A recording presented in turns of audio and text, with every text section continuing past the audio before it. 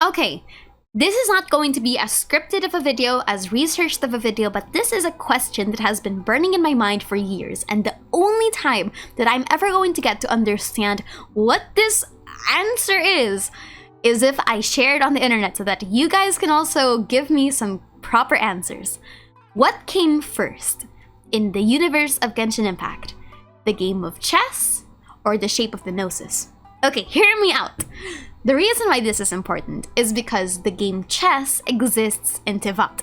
There are different variations of chess that have existed across the years.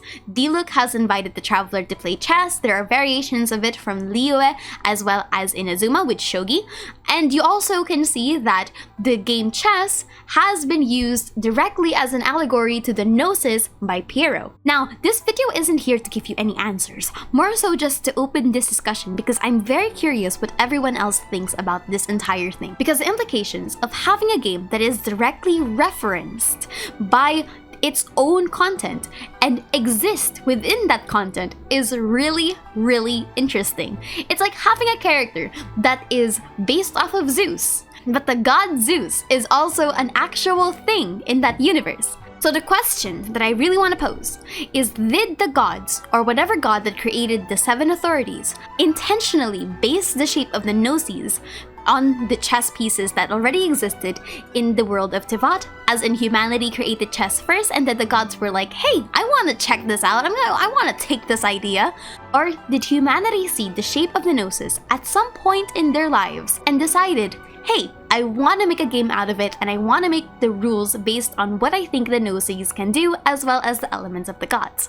Now, what are the implications if you say that the chess game came first? And the thing is, some regular humans in TEYVAT already know that the chess piece of the Gnosis exists in relation to its actual chess piece. For example, was Beidou. In her hangout quest, she actually tells the Traveler that the shape of the Gnosis is very similar to a chess piece, or rather that the Gnosis was a strange chess piece object, which poses an interesting question when it comes to the actual origin of the Gnosis. And there's actually a possibility that this was the case, that the gods saw the game chess and then created the Gnosis based off of the game, because the Gnosis are the embodiments of the heavenly principles' control over TEYVAT and the laws, created allegedly using the remains of the third descender, meaning that they didn't originally come in that form.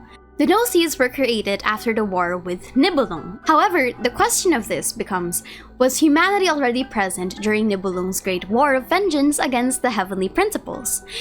Okay, so what else did we know about the Gnosis? Well, it was given to the gods during the Archon War.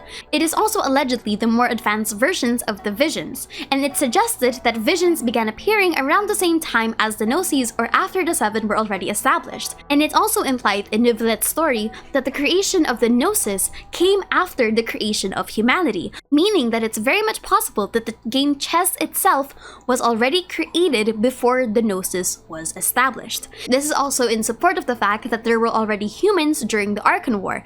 I quote, "To continue the subdue and control of the resentments and loathings of the world, the usurper and the one who came after created the Gnosis together.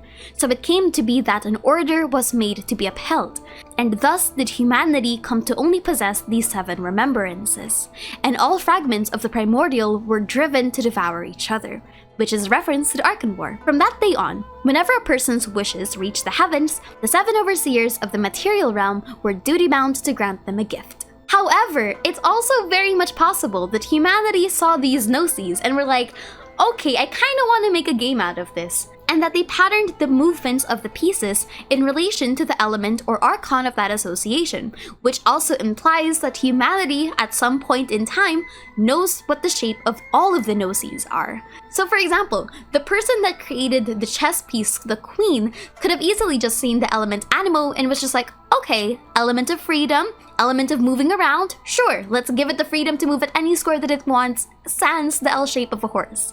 And then that person looks at the shape of the rook in relationship to Geo. Okay, god of contracts, linear, moves in a straight line, doesn't go diagonal, just goes left, right, very rigid, has the ability to castle with the king. But what we do have confirmed is that the Gnosis was created after humanity existed. I think what just happened is that somewhere along the lines of history, that relationship started to get muddled. Instead of saying that the chess pieces are Gnosis-shaped, it instead became the Gnosis are chess-shaped. But what are your thoughts and opinions? This kind of just came to me when I was doing the 5D chess.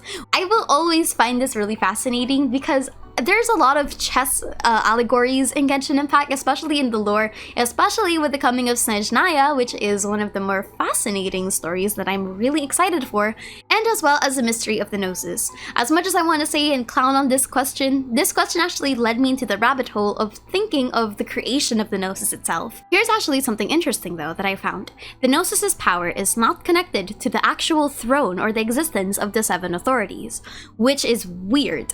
I honestly thought that the 7 thrones were insurmountably connected to the existence of the Gnosis, meaning if one of them ceases to function, the other does. However, when Fontaine's Gnosis was given to Arlecchino, there's an implication that even if the authority of the Hydro Archon is no more, the Gnosis still has a separate power, which is probably the power of the Descendant itself. So it's much more possible that the Gnosis's power is not connected to the Archons themselves or to the gods or to the realm of elemental magic itself, but more so in topic of the Descenders. I'm curious what the Gnosis actually does now that I really think about it.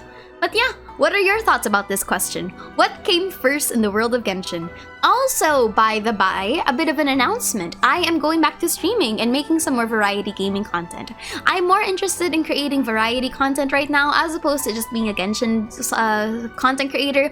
Why? Because I just feel like it, honestly. It's been a while. I'm branching off my horizons and trying the games on my Steam library that I should be trying for the past couple of years.